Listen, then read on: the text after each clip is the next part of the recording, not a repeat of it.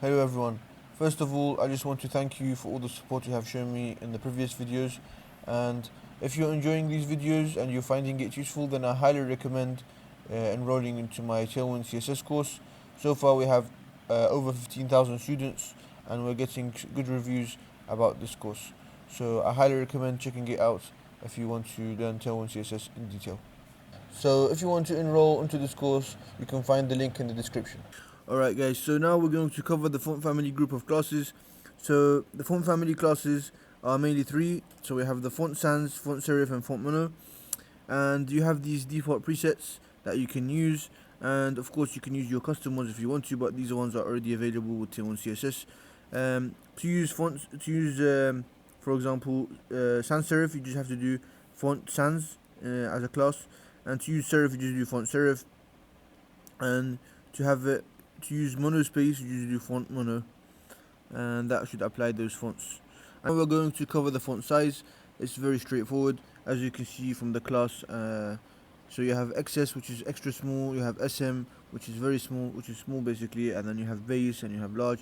As you go down, the font becomes bigger, and before you go down to usage, it shows this. So as we go down the classes, the fonts get bigger. And yeah, you can make it responsive as well by applying different fonts for different devices, for different screen devices here. So now we're going to cover the font weight. Again, it's very simple. As you can see from the classes, we have font thin, which gives it a font weight of 100. Font extra light gives it a font weight of 200. And as we go down in this list, the font weight increases. And what this does is makes it more bold. It makes the fonts thicker. So as you can see from the usage, if we go down to the usage, so this controls the font weight of an element using the font weight. So as the weight increases, it basically becomes more bold. To cover the line height, again this is very simple. As we increase the leading, the line height also increases. That's why, for example, if we're using this leading inside a paragraph and we have, like, for example, leading relaxed, then the spacing between the lines will be higher, so we would have more space between the lines. So the less space you want to use between the lines, then the less leading you use, and the less line height you will have. So as you can see, if we go down, we can see from the different leadings. So you have leading snug, leading normal, leading relaxed. As we go down, the leading increases, and then the more spacing there is between the lines. So that covers that covers everything for line height. Let's cover the style type for lists. So these group classes allow you to basically style the lists. So if we have list none, then what this does is basically it will remove the bullet points from the list. And as you can see over here, so if we want to have bullet points, then we can use list disk, and this will basically give us bullet points for each list item. And if we want to have numbers, then we will use list decimal, and that will give us like 1, 2, 3 for each list item. It will number it. Text alignment group of classes. These are very important because we use them a lot in the projects, and so let's cover this. So we have text left. That basically aligns the left from left to right. Aligns the text from left to right, and text center aligns the text center.